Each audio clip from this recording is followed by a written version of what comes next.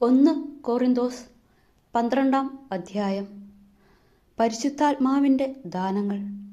സഹോദരരെ, നിങ്ങൾ ആത്മീയ ദാനങ്ങളെക്കുറിച്ച് അറിവുള്ളവരായിരിക്കണമെന്ന് ഞാൻ ആഗ്രഹിക്കുന്നു. നിങ്ങൾ വിജാതീയരായിരുന്നപ്പോൾ സംസാരശേഷിയില്ലാത്ത വിഗ്രഹങ്ങളുടെ അടുത്തേക്ക് അബദ്ധസഞ്ചാരം ചെയ്തിരുന്നത് ഓർക്കുന്നുണ്ടല്ലോ.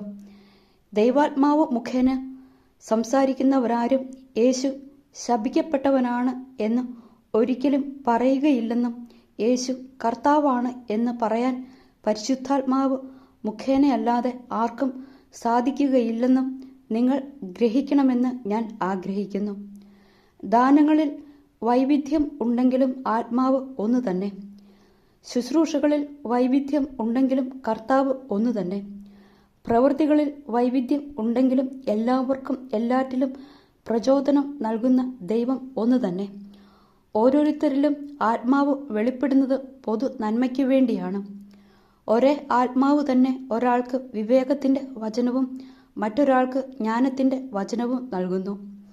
ഒരേ ആത്മാവ് തന്നെ ഒരുവന് വിശ്വാസവും വേറൊരുവന് രോഗശാന്തിക്കുള്ള വരവും നൽകുന്നു. ഒരുവന് അത്ഭുതങ്ങൾ പ്രവർത്തിക്കാൻ ശക്തിയും മറ്റൊരുവന് പ്രവചിക്കാൻ വരവും വേറൊരുവന് ആത്മാക്കളെ വിവേചിച്ചറിയാൻ കഴിവും വേറൊരുവന് ഭാഷാവരവും വേറൊരുവന് വ്യാഖ്യാനത്തിനുള്ള വരവും അതേ ആത്മാവ് തന്നെ നൽകുന്നു. തൻ്റെ ഇച്ഛയ്ക്കൊത്ത് ഓരോരുത്തർക്കും പ്രത്യേക ദാനങ്ങൾ നൽകുന്ന ഒരേ ആത്മാവിൻ്റെ തന്നെ പ്രവൃത്തിയാണ് ഇതെല്ലാം. ഒരു ശരീരം, പല അവയവങ്ങൾ. ശരീരം ഒന്നാണെങ്കിലും അതിൽ പല അവയവങ്ങൾ ഉണ്ട്. അവയവങ്ങൾ പലതെങ്കിലും അവയെല്ലാം ചേർന്ന് ഏക ശരീരമായി ഇരിക്കുന്നു. അതുപോലെ തന്നെയാണ് ക്രിസ്തുവും. നമ്മളെല്ലാവരും ഒരേ ആത്മാവിൽ ഏക ശരീരമാകാൻ ജ്ഞാനസ്നാനമേറ്റു. യഹൂദരെന്നോ ഗ്രീക്കുകാരെന്നോ അടിമകളെന്നോ സ്വതന്ത്രരെന്നോ ഭേദം കൂടാതെ ഒരേ ആത്മാവിനെ പാനം ചെയ്യാൻ എല്ലാവർക്കും സാധിച്ചു. ഒരു അവയവമല്ല, പലത് ചേർന്നതാണ് ശരീരം. ഞാൻ കൈ അല്ലാത്തതിനാൽ ശരീരത്തിൻ്റെ ഭാഗമല്ല എന്ന് കാൽ പറഞ്ഞാൽ അത് ശരീരത്തിൻ്റെ ഭാഗം. അതുപോലെ തന്നെ ഞാൻ കണ്ണല്ലാത്തതിനാൽ ശരീരത്തിൻ്റെ ഭാഗമല്ല എന്ന് ചെവി പറഞ്ഞാൽ അത് ശരീരത്തിൻ്റെ ഭാഗമല്ലെന്ന് വരുമോ? ശരീരം ഒരു കണ്ണ് മാത്രമായിരുന്നെങ്കിൽ ശ്രവണം സാധ്യമാകുന്നതെങ്ങനെ?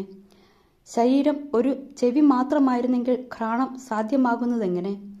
എന്നാൽ ദൈവം സ്വന്തം ഇഷ്ടമനുസരിച്ച് ഓരോ അവയവവും ശരീരത്തിൽ ക്രമപ്പെടുത്തിയിരിക്കുന്നു. എല്ലാം കൂടെ ഒരു അവയവമായിരുന്നെങ്കിൽ ശരീരം എവിടെയാകുമായിരുന്നു? ഇപ്പോഴാകട്ടെ പല അവയവങ്ങളും ഒരു ശരീരവുമാണുള്ളത്. കണ്ണിന് കൈയോട് എനിക്ക് നിന്നെക്കൊണ്ട് ആവശ്യമില്ല എന്നോ തലയ്ക്ക് കാലിനോട് എനിക്ക് നിന്നെക്കൊണ്ട് ഉപയോഗമില്ല എന്നോ പറയുക സാധ്യമല്ല. നേരെ മറിച്ച് ദുർബലങ്ങളെന്ന് കരുതപ്പെടുന്ന അവയവങ്ങളാണ് കൂടുതൽ ആവശ്യമായിരിക്കുന്നത്. മാന്യങ്ങളല്ലെന്ന് കരുതപ്പെടുന്ന അവയവങ്ങൾക്ക് നമ്മൾ കൂടുതൽ മാന്യത കൽപ്പിക്കുകയും ഭംഗി കുറഞ്ഞവയെന്ന് കരുതപ്പെടുന്നവയെ കൂടുതൽ അലങ്കരിക്കുകയും ചെയ്യുന്നു. ഭംഗിയുള്ള അവയവങ്ങൾക്ക് ഇവയൊന്നും ആവശ്യമില്ല. ദൈവമാകട്ടെ അപ്രധാനങ്ങളായ അവയവങ്ങൾക്ക് കൂടുതൽ പ്രാധാന്യം ലഭിക്കത്തക്ക വിധം ശരീരം സംവിധാനം ചെയ്തിരിക്കുന്നു. അത് ശരീരത്തിൽ ഭിന്നിപ്പുണ്ടാകാതെ അവയവങ്ങൾ പരസ്പരം തുല്യ ശ്രദ്ധയോടെ വർത്തിക്കേണ്ടതിന് തന്നെ. ഒരു അവയവം വേദന അനുഭവിക്കുമ്പോൾ എല്ലാ അവയവങ്ങളും വേദന അനുഭവിക്കുന്നു. ഒരു അവയവം പ്രശംസിക്കപ്പെടുമ്പോൾ എല്ലാ അവയവങ്ങളും സന്തോഷിക്കുന്നു. നിങ്ങൾ ക്രിസ്തുവിൻ്റെ ശരീരവും ഓരോരുത്തരും അതിലെ അവയവങ്ങളുമാണ്. ദൈവം സഭയിൽ ഒന്നാമത് അപ്പസ്തോലന്മാരെയും രണ്ടാമത് പ്രവാചകന്മാരെയും മൂന്നാമത് പ്രബോധകരെയും തുടർന്ന് അത്ഭുത പ്രവർത്തകർ, രോഗശാന്തി നൽകുന്നവർ, സഹായകർ, ഭരണകർത്താക്കൾ, വിവിധ ഭാഷകളിൽ സംസാരിക്കുന്നവർ എന്നിവരെയും നിയമിച്ചിരിക്കുന്നു. എല്ലാവരും അപ്പസ്തോലരോ, എല്ലാവരും പ്രവാചകരോ, എല്ലാവരും പ്രബോധകരോ, എല്ലാവരും അത്ഭുത പ്രവർത്തകരോ, എല്ലാവർക്കും രോഗശാന്തിക്കുള്ള വരങ്ങളുണ്ടോ? എല്ലാവരും വിവിധ ഭാഷകളിൽ സംസാരിക്കുന്നുണ്ടോ? എല്ലാവരും വ്യാഖ്യാനിക്കുന്നുണ്ടോ? എന്നാൽ ഉത്കൃഷ്ട ദാനങ്ങൾക്ക് വേണ്ടി തീക്ഷ്ണമായി അഭിലഷിക്കുവിൻ. ഉത്തമമായ മാർഗം ഞാൻ നിങ്ങൾക്ക് കാണിച്ചു തരാം.